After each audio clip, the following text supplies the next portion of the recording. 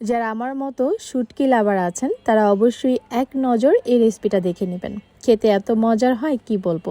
এটা দিয়ে আপনি 1-2 প্লেট ভাত তৃপ্তি করে খেতে পারবেন। মাছ মাংসের চাইতে কিন্তু শুটকি অনেক বেশি ভালো লাগে। আর তার থেকে বড় কথা, শুটকি দিয়ে কিন্তু ভাত বেশি খাওয়া যায় যতটা না মাছ মাংস দিয়ে খাওয়া যায়। আচ্ছা যাই হোক, এখন চলেন রেসিপি শুরু করা যাক। আমি এখানে লইটা শুটকি নিয়েছি।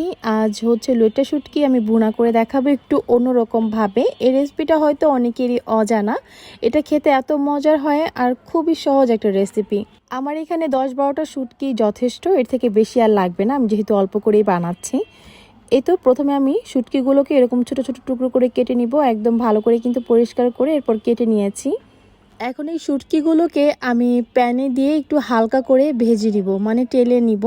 আমরা কিন্তু এরকম খোলার মধ্যে একটু হালকা করে কিন্তু শুটকিটাকে একটু টেলে নিই আর একটু লালচে কালার করে ভেজে নিব। যদিও শুটকি থেকে কোনো এক্সট্রা কোনো বাজে স্মেল আসে সেটা কিন্তু দূর হয়ে যাবে আর কি, এর জন্যই কিন্তু শুটকিটাকে একটু ভেজে নিতে হয়।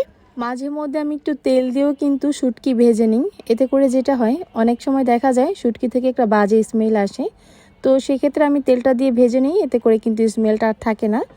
এই তো শুটকিটা ভাজা হলে এখন হচ্ছে আমি একটু পানি দিয়ে দিব।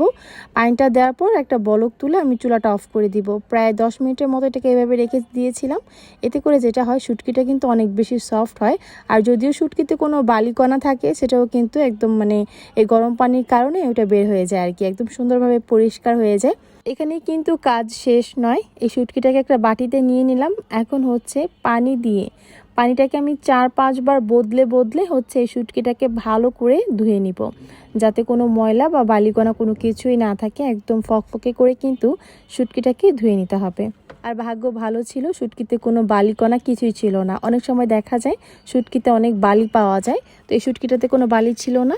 তাই শুটকি ধোয়ার পর এখন এরকম একটা জারের মধ্যে আমি শুটকিটা নিয়ে নিলাম। প্রায় কয়েক সেকেন্ডের মতো, বেশি না, 1-2 বারের মতো একটু ঘূর্ণা দিয়ে নিয়েছি, একটু ব্লেন্ডার করে নিয়েছি আর কি। দেখতেই পাচ্ছেন এই যে শুটকিটা কিন্তু একদম ঝুরি ঝুরি হয়ে গেছে। আমি আপনাদেরকে একটু কাছ থেকে দেখাচ্ছি, একদম ঝুরি ঝুরি, যেন ভর্তা না হয়। ভর্তা হয়ে গেলে কিন্তু শুটকির যে টেস্টটা সেটা পাবেন না, ভর্তা হয়ে যাবে আর কি। ঠিক এরকমভাবে কিন্তু ঝুরি করে নিয়েছি। শুটকিটাকে যেহেতু গরম পানিতে কিছুক্ষণের জন্য ভিজিয়ে রেখেছিলাম, শুটকিটা অনেকটাই নরম হয়ে গিয়েছে, এই জন্য কিন্তু খুব সুন্দরভাবে এটা ব্লেন্ড হয়ে গিয়েছে। চলেন এখন রান্নায় চলে যাই। প্যানে হচ্ছে আমি বেশ খানিকটা তেল গরম করে নিয়েছি। এখন এখানে 2 কাপ পরিমাণের মতো পেঁয়াজ কুচি দিয়ে দিলাম। শুটকি ভুনাতে কিন্তু পেঁয়াজের পরিমাণটা বেশি দিতে হয়। আর এখানে একটা বড় সাইজের রসুন দিয়ে দিলাম। রসুনগুলোকে আমি কুচি করে দিইনি, এরকম কোয়াগুলো আমি আস্তই দিয়ে দিলাম। আপনারা চাইলে কুচি করে দিতে পারেন। আস্ত কোয়া দিলে কিন্তু দেখতে ভালো লাগে আর খেতেও ভালো লাগে। এখন আমি বেশ খানিকটা কাঁচামরিচ দিয়ে দিলাম। একটা কাঁচামরিচকে 2 টুকরো করে দিয়েছি আর কি, এতে করে একটু ঝাল ঝাল হবে আর সুন্দর ফ্লেভারও বের হবে কাঁচামরিচের আর কি। এই তো এখন পেঁয়াজগুলোকে আমি নেড়ে চেড়ে ভেজে নিব, বেশি গাঢ় কালার করে ভাজবো না। যখন দেখবে একটু হালকা বাদামি রং হয়ে যাবে, তখন হচ্ছে এর মধ্যে আগের থেকে যে আমি শুটকিটা ব্লেন্ড করে রেখেছিলাম সেই শুটকিটা আমি এখন দিয়ে দিব। শুটকিটা দিয়ে আমি হচ্ছে পেঁয়াজের সাথে ভেজে নিব। আর এইভাবে করে পেঁয়াজের সাথে ভেজে নিলে শুটকির টেস্টটা কিন্তু বেড়ে দ্বিগুণ হয়ে যায়। আমার হাতের যে একবার এই শুটকি রান্নাটা খায় সে তো বারবার খেতে চায় আর বলে কিভাবে রান্না করো। আমার রান্না করলে তো এরকম টেস্ট হয় না বা ভালো লাগে না। তো আমি যেটা করি সবসময় শুটকি রান্নার ক্ষেত্রে, পেঁয়াজের সাথে আমি শুটকিটাকে ভালো করে একটু ভেজে নিই, এতে করে না টেস্টটা খুবই ভালো আসে। তো যারা এভাবে করেন তারা তো করেনি, আর যারা এখনও ট্রাই করেননি এভাবে তারা অবশ্যই ট্রাই করবেন। এই তো পেঁয়াজ আর শুটকিটা কিন্তু আমার ভাজা হয়ে গেছে। আর পেঁয়াজটাকে কিন্তু অবশ্যই বেশি গাঢ় কালার করে ভাজবেন না, এতে করে শুটকির টেস্টটা ভালো লাগবে না খেতে। এখন হচ্ছে মশলা দিয়ে দিচ্ছি। আমি এখানে হচ্ছে 1 চামচ পরিমাণের মতো হলুদের গুঁড়া, আর দিয়ে দিচ্ছি এখানে 1.5 চামচ পরিমাণের মতো লাল মরিচের গুঁড়া, স্বাদ মতো লবণ।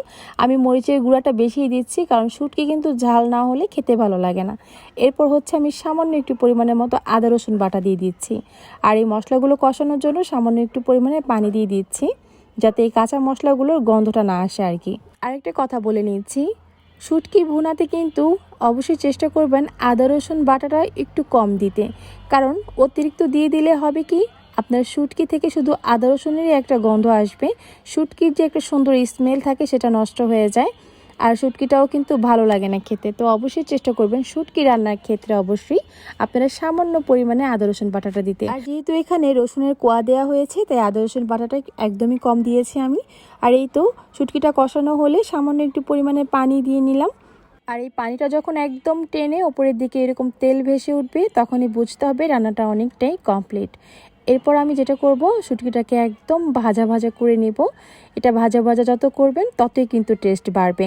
শুটকি ভুনাটা নামানোর আগে আমি এখানে 5-6টা আস্ত কাঁচামরিচ দিয়ে দিয়েছি। এটা কিন্তু টোটালি অপশনাল, দেখার সৌন্দর্যের জন্যই কিন্তু আমি দিয়েছি। শুটকিটা দেখতে কতটা লোভনীয় লাগছে দেখেন, আর এটা খেতেও মাশাআল্লাহ অনেক বেশি মজার হয়েছে। যারা শুটকি লাভার আছেন তারা তো অবশ্যই একবার হলেও এভাবে ট্রাই করে দেখবেন। যারা এখনও এভাবে ট্রাই করেননি তারা একবার হলেও এভাবে ট্রাই করে দেখবেন। আর যারা ট্রাই করেছেন তারা অবশ্যই আমাকে কমেন্টস করে জানাবেন যে এটা খেতে কেমন মজা হয়। বাসায় যখনই এই শুটকিটা আমি রান্না করি, সেদিন তো আমার বাসার ভাত একটু বেশি রান্না করতে হয়, কারণ সবাই ভাতটাও বেশি করে খায়। আর আমার বাচ্চারাও কিন্তু এটা খুব পছন্দ করে। আমার এতটাই পছন্দ যে এটা রান্না হওয়ার সাথে সাথেই আমি একদম ভাত নিয়ে বসে পড়েছি, কারণ আমি আর অপেক্ষা করতে পারবো না। এটা দিয়ে আমি এক থালা ভাত তৃপ্তি করে খাবো।